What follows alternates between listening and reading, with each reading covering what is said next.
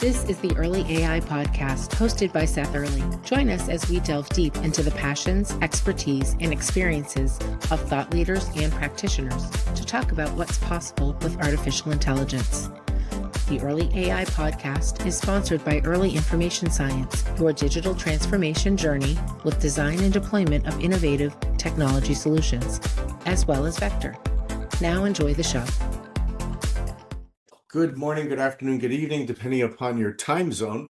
Welcome to the Early AI podcast. I'm Seth Earley, and today I'm joined by Tom Wilkie, who's VP of Product at Grafana Labs. For those who don't know Grafana, think of it this way. Every modern company is a software company, and every software company needs to understand what its software is doing. That's observability. And Grafana Labs has become one of the most important players in that space with 25 million users, and their tools are used worldwide and with over 400 million in revenue. But what makes this conversation really interesting for our audience is not just the technology, it's the philosophy. Grafana Labs has built its entire strategy around openness, open source, open standards, open data, and the philosophy has some fascinating and unexpected consequences in the AI era. Tom, welcome to the show. Hey, thank you for having me. So our audience includes technical practitioners and business leaders. For somebody who's not deep in the infrastructure world, set up the problem for us. What does observability actually mean, and why should business leaders care about it? Yeah, of course. Yeah. So, I mean, if you're a modern business leader, you're probably familiar with the term like software is eating the world, right? And this is the idea that every business is now effectively become a tech business. So if you're like key kind of competitiveness hinges on your ability to build and leverage like technology, then you're going to probably want to hire a bunch of software engineers. And those software engineers are going to build some software that's going to be running your business, and they're going to need to like understand how that software behaves, and they're going to need to be able to iterate on and improve that software rapidly. And that's really going to probably dictate your competitiveness. You want to give them the best tools, right? You want to give them the tools to help them safely iterate and improve their software, understand what happens when it goes wrong, respond quickly. And that's observability. That's that kind of like set of technology and tools that helps software engineers respond to incidents and improve performance and ship features quickly. Observability has been around for a while, but of course, in the AI era, we have a lot more opacity of certain functions and internal mechanisms. And of course, the language models themselves are so highly complex.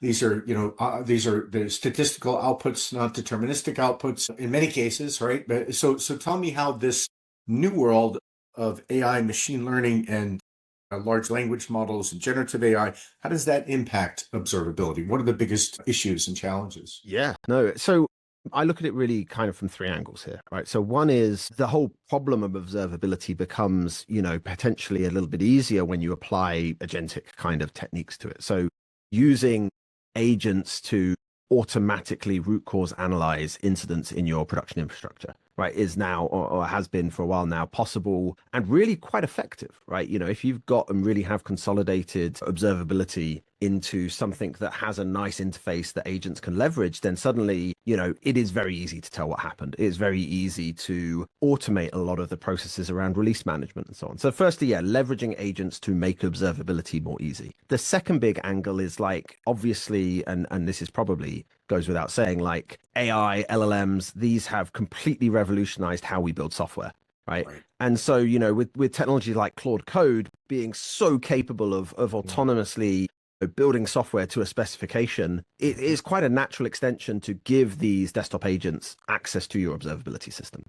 And so suddenly, like, the role of a set of observability tools, really helping an engineer understand a problem is shifting towards helping agents understand those problems and making these agents accessible, making these tools accessible to Claude, to, all of the various tools. And actually it has this nice effect of like combining and tightening the dev test loop, like, and really like allowing engineers to iterate more quickly. And so third example is like, one of the patterns you see in the software industry is every time there's kind of an architectural revolution, every time the way we build software changes, be it going from like the mainframe to, the cloud to, from monoliths to microservices, from event-driven architecture. Every time there's a new architectural style, there's a new wave of tooling to understand its behavior, and a new wave of best practices. And we're seeing exactly the same thing with this agentic architectures that are becoming common, are requiring a new set of observability tools to really understand their behavior, which is kind of, I think, what you were alluding to at the beginning. Absolutely. Yeah, absolutely. And we had just done a project for a client where we were helping with their software development lifecycle, and automated testing was a huge piece of this, just to affecting the culture change, to get engineers to think differently about this, and to get leadership to realize that you don't need a massive team of offshore developers anymore, right? No, You can do these things with, fewer people, with people that have more capabilities and experience, and let all that grunt programming be done by the tools, by the Claudes of the world. And it is astounding. It's revolutionary. It's amazing. But as you say, this new wave does require kind of a new way of thinking this. And you just said that there's a proliferation of new tools. The market is massive. I think you mentioned that there are $30 billion plus players in the space. It's interesting that unlike something like CRMs, where vendors, a small number of vendors tend to dominate, observability hasn't consolidated. Why do you think that is? Oh yeah, I love this about the observability market. Like, fundamentally, I think the reason this market can support so many competitors is because the switching costs are relatively low. So, the fact is, for an observability system, you get a lot of value from the most recent data that you've put into it, right? You really only need kind of the last few hours of data, before you can start to, notice trends and patterns and start to understand the behavior of systems, right? And that fundamentally very low switching cost is I think, one of the many reasons why this market really rewards the most innovative players. Right. And then once you start layering on, like, there's a nice trend in the market for open standardization, like a trend I hope being really encouraged by Grafana Labs, right?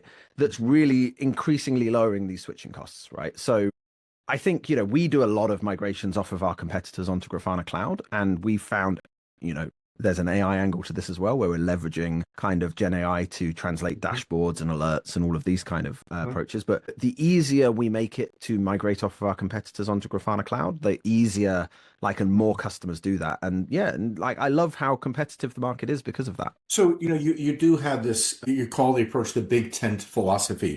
And so walk us through what that means in practice, and why it matters for enterprise buyers who are evaluating observability platforms. This was a really interesting kind of aspect of the market, right? So so many players in the market. I said, like, $30 billion plus players, and yet all of them work on a very similar model of send us your data, and we will keep that data for you, and we will give you tools that help you understand that telemetry, right? That data. Grafana Labs fundamentally from day zero started with a very different philosophy. We were like, keep your data wherever it is. We don't care. Right. What we'll do is we'll build tools that allow us to connect to the data where it lives in our competitors, in other observability stacks, and then allow you to visualize it all in one place in Grafana.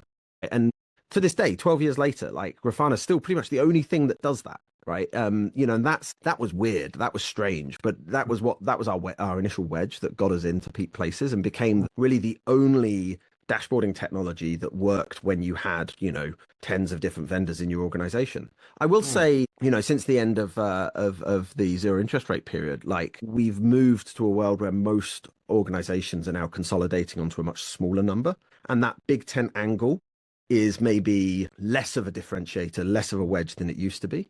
But like, a lot of people are now choosing to consolidate on Grafana, and because we're more cost effective, because they get better value for their money, because we've got better technology around AI, because we've got, more competitive solutions. One of the angles that I really like about Big Ten is because because to build that kind of 200 plus different data sources for Grafana, it naturally fits into kind of an open source ecosystem. We built, the majority, like 90+% of our code in the open, right? And that gave us a lot of advantages that really, like, a lot of people didn't see us almost as competitors here. Like, it gets us in the door with the lowest possible kind of barriers to entry, because it's, you go to GitHub and download it. But what it also got, when in the age of AI, is it got models that started to know how to use our software. And this was like an aha moment for us, right? We realized that by having 25, I think it's more than that now, like million users of our software worldwide. They're out there blogging, publishing examples, tweeting, publishing videos, just generating so much content on the open web about how to use Grafana, how to use Prometheus, how to use Loki, that these models, these foundation models from, Anthropic and OpenAI and Google and so on, they're trained on that data. They're trained on the open web. They know fundamentally how to use our software better, actually, than they know how to use proprietary competition. Like that for us, like open source is such a cheat. That's so fascinating. I mean, it really is so interesting how being that openness has created that competitive advantage when you think that openness would not create that competitive advantage, right? It is very counterintuitive. You also mentioned three things that differentiate you. And again, this isn't meant to be a sales pitch on Grafana. Try not to, yeah. Principles are very interesting. So just my audience, keep that in mind. I'm not pitching you guys, but I think you're very illustrative of a lot of fascinating principles and dynamics. You mentioned three things that differentiate you: adaptive telemetry, Big Tent interoperability, which we talked about, and AI. Let's unpack to start with adaptive telemetry because the economics angle is kind of fascinating. Yes, yeah. And this is a recent one, as I mentioned, like with the interest rate change, like suddenly, it used to be, if we rewind 4 or 5 years ago, as a software engineer, I could justify purchasing a tool pretty easily, right? I could go to my, CFO, I could say like, I need some money and this is going to make us money in this way, right? And it was, generally pretty easy to get that investment. Like, money was looking for ways to generate more money. That changed, right? Suddenly that changed with interest rates going up. And suddenly everyone tightened their belt and everyone was looking to, consolidate because that gave them more purchasing power. And they were looking to not grow their spend like linearly with revenue, right? And you saw this with people pulling back on hiring. You've seen this with like many impacts. But one of the big ones is in the observability market. Observability has been seen as like, why am I paying so much to understand the behavior of my software? So the response from the market's generally been discounts, generally been bundling, generally been like relatively kind of simple approaches. And we wanted to do something a bit differently at Grafana Labs, right? We didn't want to just do this by cutting into our margins, right? So we built technology to solve this. We're fundamentally a tech company. We built technology that identifies the data you actually use on a day-to-day, week-to-week basis, right? And for the data that you don't use, that, and it's commonly held that like you are sending a ton of data to an observability vendor that's going unused. For that data that does go unused, you're paying for that. You have to pay for it. Yeah, it's consumption based, right?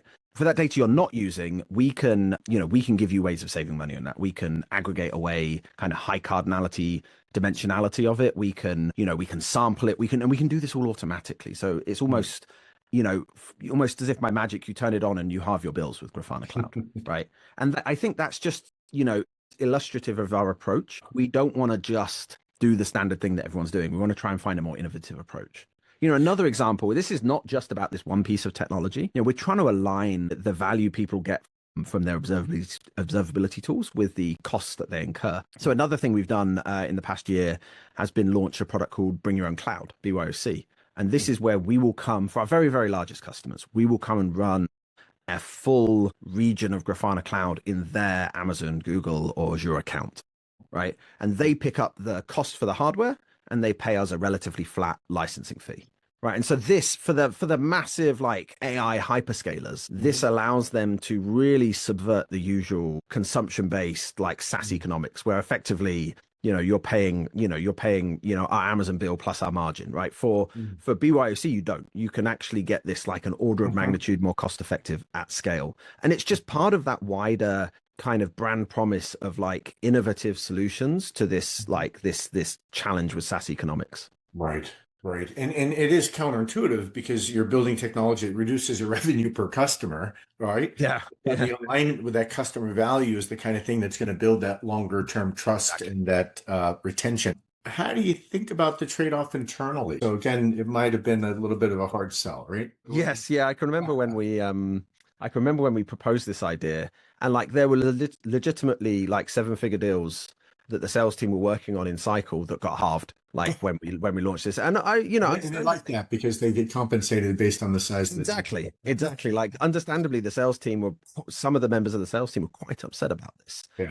But I think in hindsight, or not, I know I've got a very good relationship with our go-to-market organization. And in hindsight, they now realize that the majority of the customers that choose Grafana Cloud choose it because this reason, because of this, right? And fundamentally, there might be some short-term pain, but that long-term, they're not losing deals because No. of pricing from that perspective. Not at all. So it's really fascinating. Again, I love your philosophy of, big tent, of openness, of transparency, of really focusing on the value proposition for the customer. That's really all great stuff.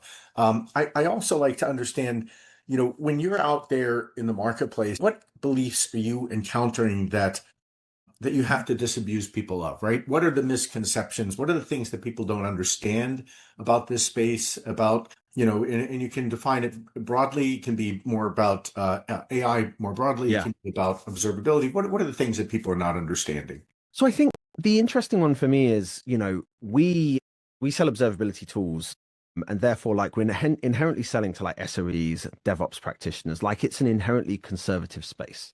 Right? And so these are people who are held accountable for the reliability of systems, right? And they take that very seriously. And it does tend to mean in some ways they're a bit apprehensive of new technology, right? And I think there was that famous kind of IBM quote, like a computer can't be held accountable, right? So they're incredibly kind of apprehensive of AI.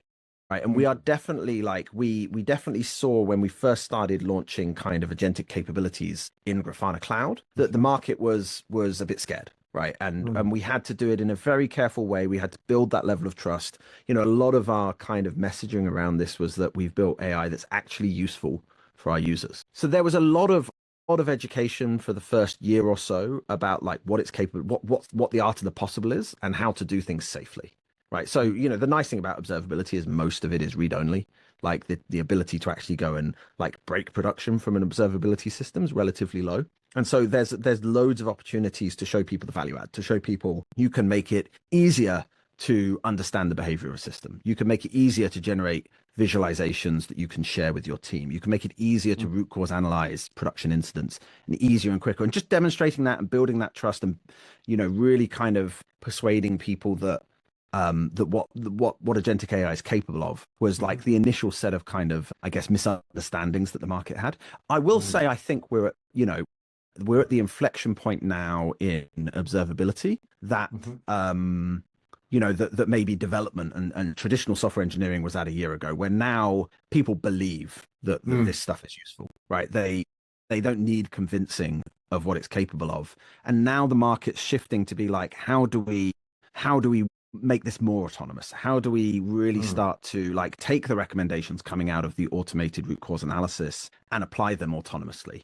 And that's raising a lot of really interesting questions about human in the loop, about, what does it mean for these systems to be given production access? And, you've seen probably a lot of press over the last couple of weeks about like the number of incidents Amazon's had and how there's I'm not sure how true this is, at least I don't work for Amazon, but like how there's a higher incident of AI generated code causing instance and reliability problems at Amazon, right? So that's kind of where the market's at right now. You've got people who are inherently conservative and held accountable for reliability, starting to believe that these tools could radically transform the operations space.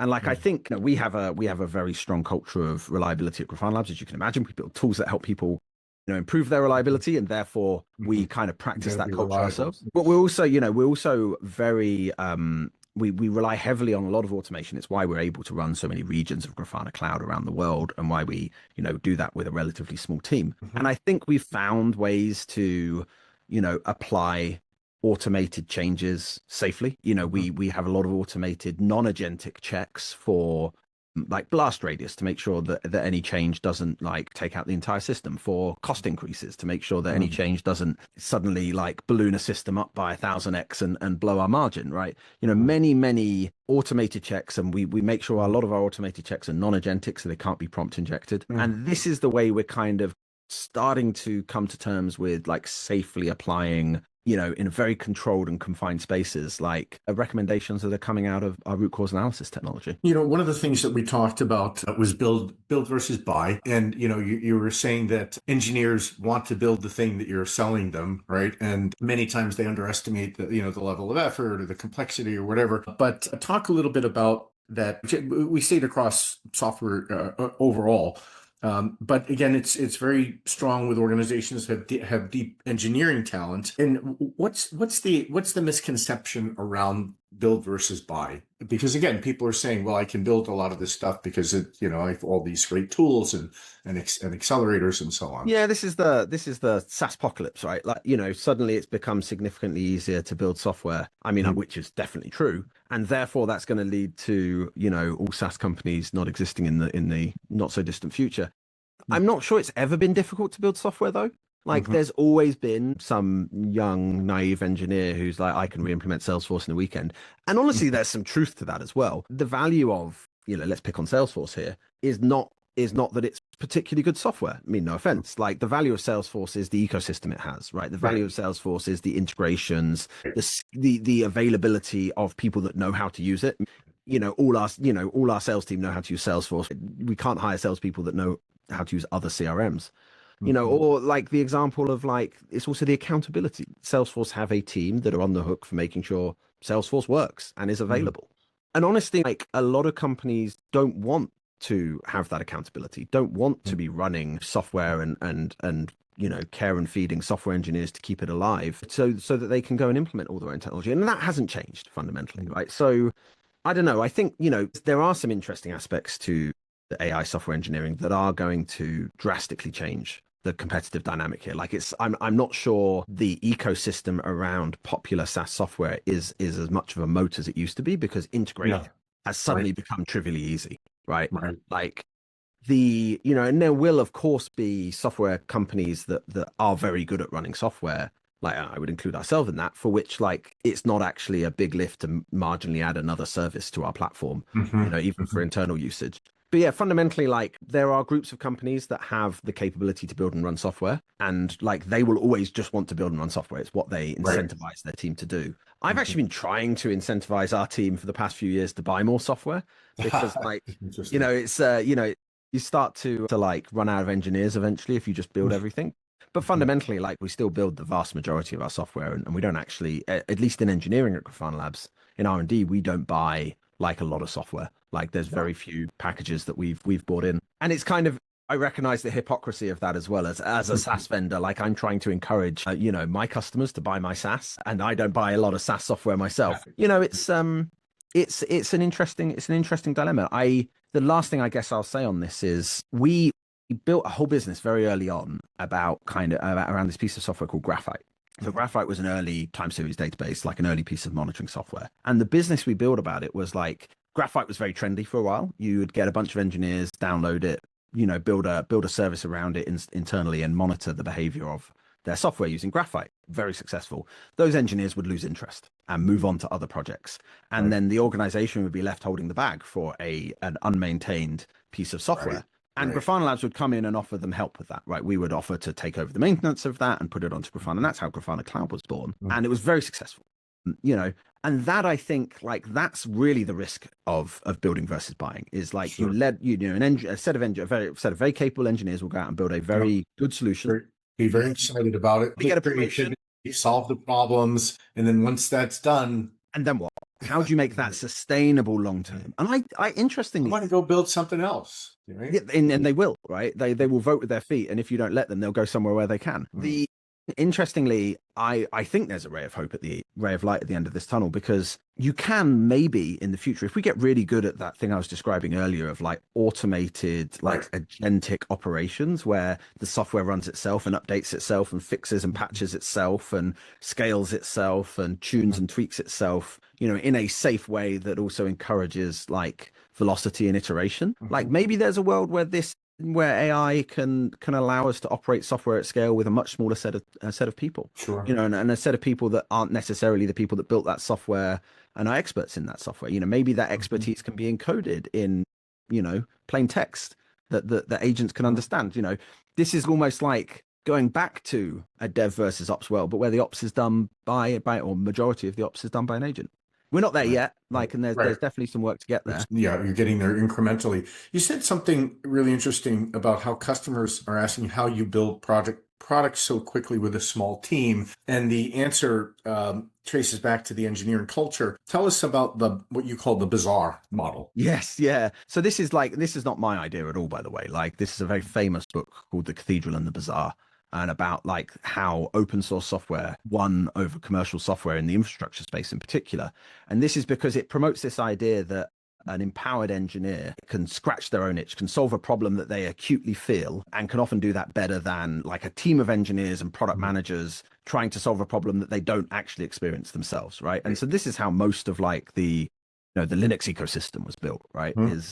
And this is the bizarre model, and it's all about kind of not centrally planned, like chaos almost like reigns, and then the best stuff floats to the top. And that's kind of how we try and run Grafana Labs internally, right? We have a group of incredibly empowered autonomous engineers that are kind of told to go and do what they think is the right thing to do. And it works very well for us because we build tools for software engineers, right? And we build tools for software engineers with a team of software engineers. So we are our own biggest user, and that team can kind of be left to some extent to their own devices to kind of figure out what the biggest pain point at any one moment with our software is, and fix it and move on and iterate and continue to. And it's not just, I won't say it's completely insular. That paints a picture of the team just kind of sitting in a room and ideating over and over again. Like we also, with the majority of our software being open source, we get a really tight feedback loop that doesn't involve money, which is kind of an interesting angle, with our community, right? And so our community use our software and give us feedback and occasionally contribute changes to that software as well. And, it's very easy for an engineer at Grafana Labs to go and talk to a user of our software because they just go and do it in the guise of open source, right? And then, of course, like we've got customers and partners on top of that. So we've got many, many layers here of like tight feedback loops that allow the engineers to very quickly discover new problems to solve, get excited about them, meet people that have those problems, maybe have those problems themselves, and then solve them very quickly. And we optimize in Grafana Labs for safely delivering code at very high speed. A very automated deployment process, very, very easy to put changes out and to test them at small scale without worrying our large user base, and and progressively deliver them to more and more people and de-risk the whole process. And it's majority fully automated. Gets us to that point where an engineer with like high agency in Grafana Labs is able to really materially change the direction of the business in relatively like short order. And that's like, that describes like a startup, right? Like a small company, and yet we're like we're 1,800 people now, right? So like that's what I love. We also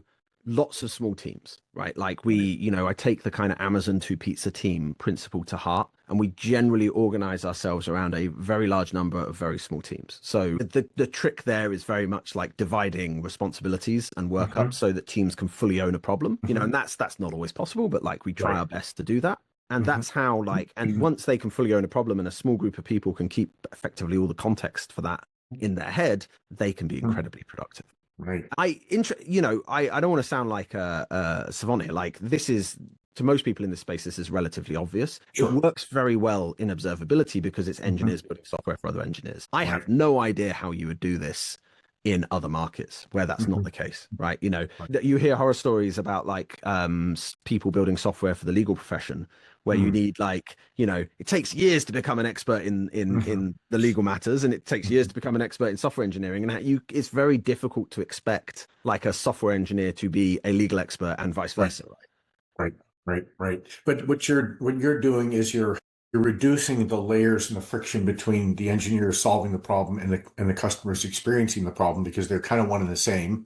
Exactly. And you're allowing for that massive throughput and that high velocity of problem solving, and then you're breaking it up into components that are manageable with a small team where people can get their heads around things, rather than these enormous monolithic projects that no one can ever understand. Exactly, yeah. And then it's about we famously don't particularly publish a roadmap at Grafana Labs, right? Because we want the ability to chop and change and be very flexible, but also because kind of it's very hard to predict what the outcome of this system will be. It just you look at the history, it tends to, we've tended to respond very quickly to changes in the market and customer demand. So that's what we tend to lean on. But it's also about picking and choosing culture points that you want to emphasize in your organization that reinforce this. So I reference we run a lot of software, obviously, at scale at Grafana Labs. We run like 50 regions of Grafana Cloud, and every engineer at Grafana Labs at some point is on call for their software that they write. So they're responsible for the performance and reliability and cost of that software in production, right? And that blends two very distinct skills, like development and operations. And, DevOps is a relatively common practice nowadays. But like one of the other things it really forces at Grafana Labs, it forces you as an engineer to use your own software, right? It forces you to use Grafana. It Eat your forces cooking. Yeah. exactly. Yeah. Eat your own dog food, we call it. Yeah. And It's in cooking, but okay. but it's that kind of forcing function that means you tend to then discover the problem, right? It's very nice to say, well, just go and use your software, but unless you've got a reason to, like everyone's under pressure, everyone's got priorities, everyone's got other stuff to do, unless you've actually got a day-to-day practice that forces you to log into Grafana and try and figure, unless you're getting paged, in the middle of the afternoon to be like, your software's gone wrong. This is why we saw internally such good adoption of the AI tools we built. We built most of these tools to solve our own problems. We were convinced we only started making them open and available to customers once we were convinced they helped us. And I think it was that as well. It was that culture of dog fooding, that culture of DevOps, and that culture of autonomous kind of empowerment that meant we actually built a decent agentic assistant. Because it was the engineering feedback internally of like, oh, this stuff actually works. This stuff's actually helpful. This stuff actually kind of, accelerated my on-call journey, helped me like get to the root cause quicker, that convinced us that this was worth something and worth talking about. Yep. So I think that makes a lot of sense, and it's a very interesting balance, and it's something that we talk to our customers about around AI adoption. Organizations want to let 1,000 flowers bloom, right? And you want to have that creativity, you want to tap into that autonomy, that ability, but they also feel they need to impose some top-down structure, right? Because you can't just let everything be canon. You're making the case that right moves emergent standards, not prescriptive. So how does that work in practice? And what about things like semantic standards? Are those important to your engineering and to your organization? It's a bit of you maybe hit a bit of a nerve with me now. Yeah, like this is an interesting one, right? So I think to come back to the very premise of the question, like 1,000 flowers bloom is obvious to most people is a very way to really encourage productivity and innovation, right? So I don't think that's contentious. It's the level of top-down kind of consolidation and standardization required that's the contentious thing. I think leaders tend to think more is needed than is actually needed, right? So firstly, like as long as you have a nice open culture of like sharing ideas and letting the best ideas float to the top naturally, and as long as you have a bit of patience, the bad ideas will generally get forgotten pretty quickly. Like one of the things we don't do at Grafana Labs is have like a big monolithic issue tracker that doesn't allow the company to forget. We use GitHub issues, we close issues that go stale very quickly. And we have, the institutional ability to forget bad ideas, right? And that's like really important, I think, often overlooked. So first, like let the best ideas float to the top, encourage the spread of those ideas and prototypes and implementations in the organization. And you'll find naturally most of the time, you didn't have to like be top down at all. Like the best idea won quite quickly, and everyone standardized on the de facto standard, the emergent standard. Right. And then, sometimes that doesn't happen. Sometimes two technologies or solutions like float to the top and stay and both reach that kind of escape velocity or critical mass or whatever you want to call it. Then you got to ask yourself, is that really a bad thing? Like maybe you've got the engineering bandwidth to sustain two, and maybe actually killing one and consolidating does more damage than good. Right. And maybe not, I don't know, it depends on the problem and the engine and the organization. And then I'll say, like, even in Grafana Labs for a while there was still one team that deployed their services on EC2 VMs and everyone else else. And eventually it took a little bit of top down direction to be like, look guys, just stop it and get on board. And it's little things like, just a gentle nudge was all that was needed there. But I think the main message is like patience. Like often engineering leaders will say like, oh, but look at the opportunity cost. We're wasting resources. And I'm like, yeah, but the cost of consolidation is often underestimated and is often dangerous to the culture, because as soon as you start telling engineers that have poured their heart and soul into this project to drop it or to like, go and do that other thing. It's devastating to people. It's like exactly. Devastating. Running on passion, and they're putting in ridiculous hours, and exactly. sleeping, taking care, right? engineering is like, there's a lot of creativity to this. There's a Yeah. lot, it isn't just like, it isn't like designing a bridge. Although I've never designed a bridge. I'm sure there's creativity in that as well. I'm sorry, you never did what? Designed a bridge, like, traditional like civil engineering is a lot. All the civil engineers out there are going to take offense to that. Yes, yeah, be uninvited from their Christmas In every field, but anyway, carry on. I understand your point. No, there's a lot of, you do need a lot of like, product ideation and a lot of free thinking in software engineering to find, I like the idea of the art of the possible, right? It's about finding problems that are worth solving and that you're able to solve, and that, we can solve almost any problem, but a lot of them just aren't like worth the effort, right? And so you want to find that intersection. And honestly, it's often just an engineer that's, or a software engineer that's able to do that. This is just, again, not an original thought. Like the whole software engineers are the new kingmakers, like is the kind of general philosophy of explaining that, right? Right. And, I think the analogy to complex adaptive systems is useful here. You're providing attractors and guardrails. When you think of complexity, and it's not a prescriptive blueprint, but the standards emerge from the work. The feedback loops keep things from going off the rails. It's much more resilient than a top-down mandate. So I think that makes a lot of sense. We kind of skirted the semantic. Yes. Right. But that's okay. Interesting. I think semantic standards are super important when it comes to unstructured content, and maybe your documentation and those types of things abide by some kind of a framework, some semantic framework. Maybe it's less important in the coding itself. I don't know. I don't know enough about your space. Yeah, I think I used to be in the camp of arguing that this stuff was more important, because mostly like I used to make the argument to get the best out of like the Grafana assistant, for instance, or a lot of these agentic tools. They would make assumptions and almost like a leap of faith, and and it's better when those assumptions turn out to be correct. So if you do something one way, then other things should be done the same way. And so that's how I used to argue, like, oh, it's better to just put all your data in Grafana Cloud. It's better to have everything in consistent APIs and consistent query languages, and consistent models. It's better if the job label means the same thing everywhere. Yeah. Well, and MCPs require metadata structures and metadata standards, right? So what is the role of Right, but that's actually a really good example, because like if that used to be my thinking, is like it's better if things are done in a regular way because it allows higher levels of reasoning, right? Yeah. But I'm becoming increasingly convinced it's not important, right? And the MCP example is great because, like, I'm not using MCP anymore.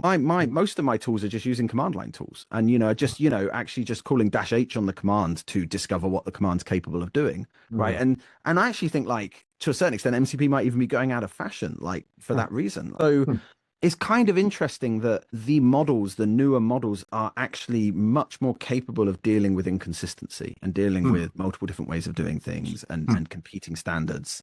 And we did a lot of work, and we have this knowledge graph in Grafana Cloud, which like tames a lot of the chaos in the open source instrumentation world, right? And kind of, it makes it much more coherent and consistent and standardized, and gives.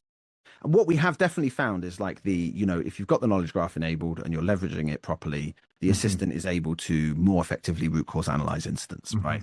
But I've actually been impressed with how easy or how good the assistant is at root cause analyzing instance, even if you don't have the knowledge graph, even if it's having to go back to this inherently kind of inconsistent open source telemetry that is just the Wild West. Like, because not these models have been trained on the open source code bases, and that they actually do tend to know for some definition of know, like what the different labels mean, what the different telemetry signals mean, even though they mean different things depending on the context. Right. And so I think these models, the newer ones, and I know very little about like how they work or how they're built, but the emergent property seems to be they're able to deal with inconsistency a lot better recently. Right.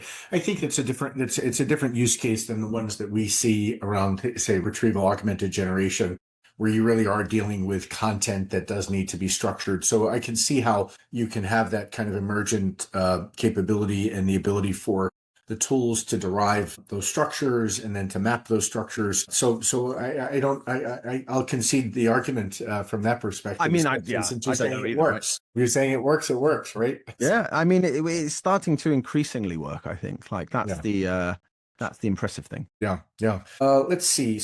You mentioned, you're a remote first company with 1,600 employees, and a lot of organizations struggle with that. How do you maintain cross-functional relationships, especially with go-to-market, without a physical office? And, obviously people, I've been in situations where even in physical offices, people will be in their little respective locations and all be meeting virtually, right? So Yeah, I mean, I think it's exactly. less and less necessary, but it's still an interesting perspective, because some things happen in a much more happenstance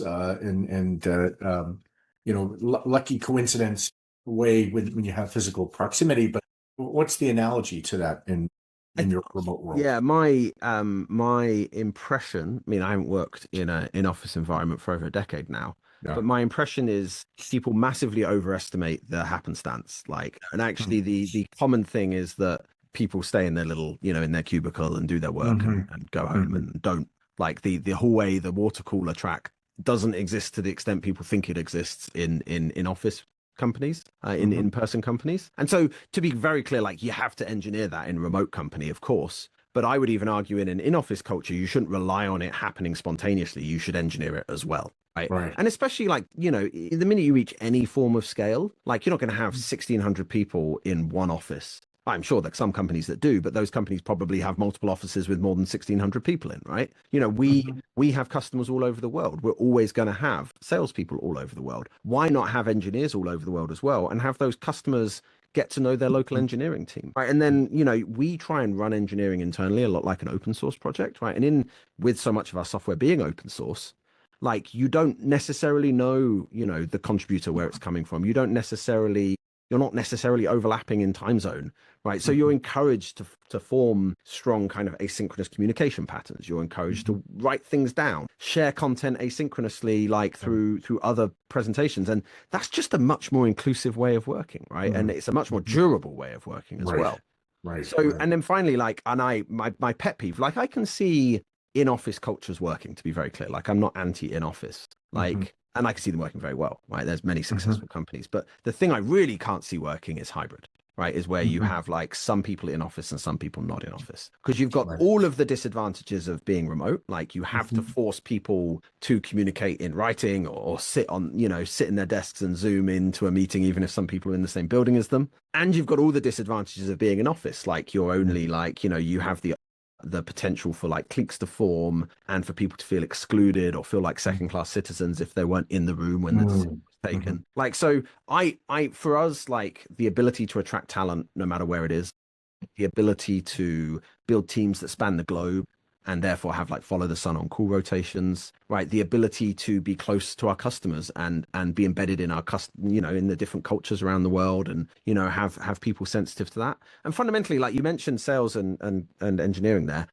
I find it really interesting for Grafana Labs. It's the go-to-market teams that are more keen on having an in-person presence, right? And wish we had an office occasionally. And the engineering teams love not being in the office. But I would always see it as, like, logically the other way around, right? It's the engineering teams that should be the ones benefiting from the collaboration improvements, and the communication enhancements from being in person. And it's those go-to-market organizations that I really wish just were always in the field, in with our customers, spending time not in the office, right? And so I find that kind of I find that interesting. Obviously biased because I'm an engineer, but right. So let's talk a little bit about the case for junior engineers, right? I know that there's a narrative that AI will eliminate the need for junior software engineers, but you're taking a contrarian view of that. Why don't you make that case? Yeah, I like to pick contrarian views, just for the sake of it half the time. But they're more interesting, right? Yeah, exactly. As a remote first company, right, we've always struggled to onboard junior people. I remember when I first started professional software engineering, I was constantly bothering the person sat next to me, who was my boss, about, how do I do this? I basically didn't know how to do code reviews. I didn't know how to use version control. I didn't know how to use an IDE. Like, I had a good academic background, but I was pretty naive when it came to software engineering.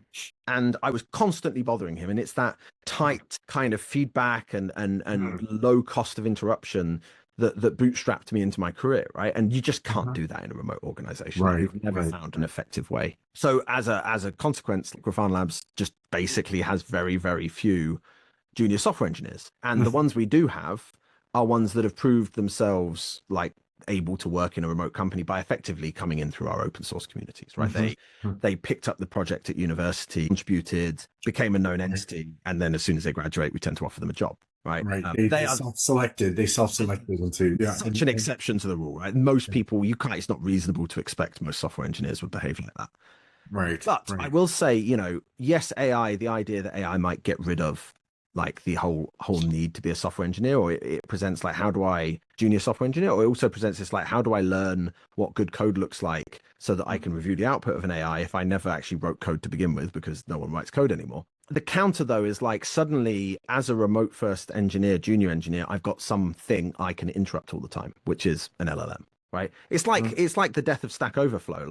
On Stack Overflow was where you used to go to ask stupid questions. And of course, the first answer would be you're an idiot. And the second answer would be you're asking the wrong question. Maybe the third or fourth answer. You're in the wrong forum. Maybe the third or fourth place. answer would be You're asking the wrong question in the wrong place. But then like you can now go and like with very low kind of like ego ask an LLM a stupid question because no one's judging. Right.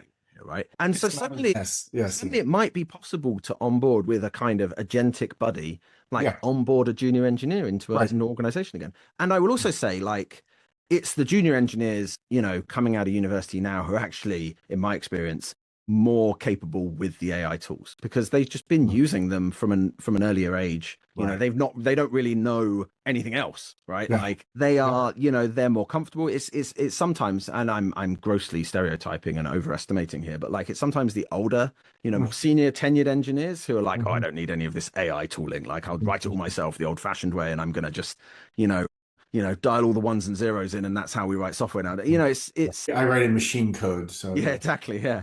And so I think it's the, honestly, I'm relatively kind of optimistic. Like I think this breed of tooling and technology and will help Grafana Labs in particular onboard more junior engineers. Yep, that makes a lot of sense. So this has been a great wide-ranging conversation. I really appreciate your time. But if you could leave the listeners one or two things to think about, whether they're evaluating their observability strategy, rethinking their engineering culture, figuring out how AI fits in operations, what do you want them to walk away with? The one thing that I've learned about the AI ecosystem and market at the moment is how quickly it's changing. Right. So all of the assumptions I had, even I think, Seth, when you and I first have been radically changed in the space of a few months, right? Like, so the one, I know it's a cliche, but the one constant here is change. I just did not realize how true that was and how much you have to constantly be learning and trying and experimenting and staying in touch with the latest developments. And that's always been true, but it's even more true now. So like, everything, I suspect every conversation I have about AI, I kind of end with saying this is not going to be a very evergreen conversation because I suspect half the stuff that I've said will be provably wrong in 6 months' time. And I'm kind of excited by that. I think it's, you got to be excited by that or else it's incredibly scary. I think it's a little bit of both. So I think for our listeners that the through line here is that openness, whether it's open source, open standards, open culture, is not just a philosophy. It really is that competitive strategy. Lowers switching costs and builds trust. It really is and in the area of AI, it turns out to be the best way to make sure your models know how to use your technology, right? The whole proprietary, keep it behind a firewall or paywall or whatever means there's less visibility. And your approach, it means that you're being referenced in GEO and search results, generative search results, whereas your competitors are not. So I think it's really fascinating to hear that in practice. And Tom, thank you for your time today. Where can people find you? We'll have some information in the show notes, but where do you want to point them? Yeah, just check out grafana.com or any of our projects on GitHub, and you'll see me at like every one of our events and many kind of open source conferences as well. So thank you very much for having me, Seth. I really enjoyed that. Yes, that's Tom Wilkie. He's VP of Product at Grafana Labs. And thank you for joining us. And thank you for everybody listening. And we'll see you next time at the next Early AI podcast. Thank you for joining us on another deep dive into AI innovation. Tune in next time when we introduce another industry expert and discuss how to maximize AI in your world. The Early AI podcast is sponsored by Early Information Science and Vector. To learn more, visit early.com. That's EARLEY.com. Thank you for tuning in.